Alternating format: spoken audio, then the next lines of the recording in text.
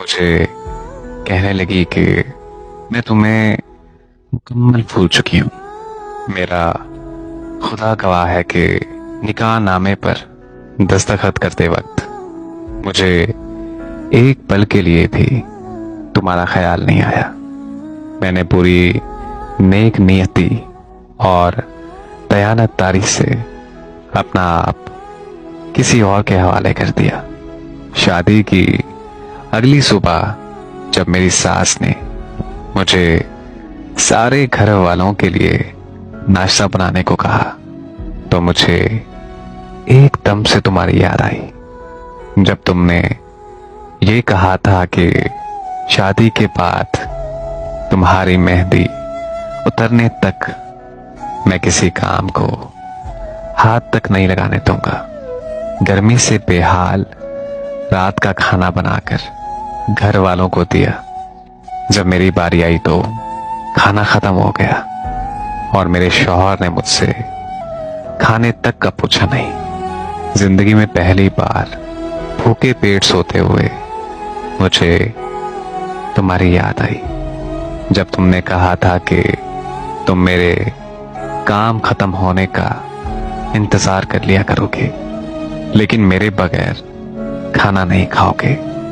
گزری عید پہ گھر کے کاموں میں مصروف مجھے مہندی لگانے کا وقت نہیں ملا. چاند رات کو میرا شوہر اپنی بہن کو چوڑیاں دلانے لے گیا اور میری ساس نے مجھے یہ کہہ کر جانے نہیں دیا کہ تم مہندی اور چوڑیاں لینے چلی گئی تو ہزاروں کام جو رہتے ہیں وہ کون کرے گا.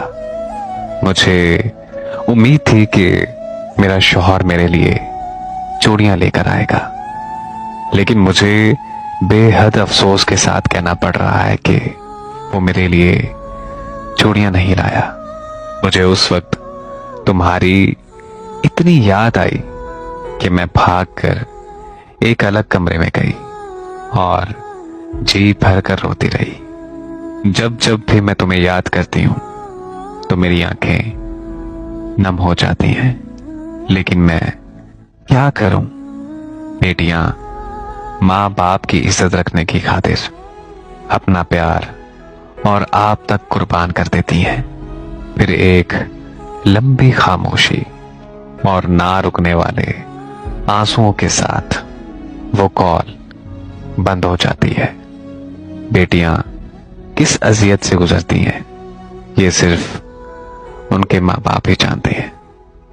بس میری دعا ہے کہ اللہ پاک ہر بیٹی کے نصیب اچھے کرے. آمین.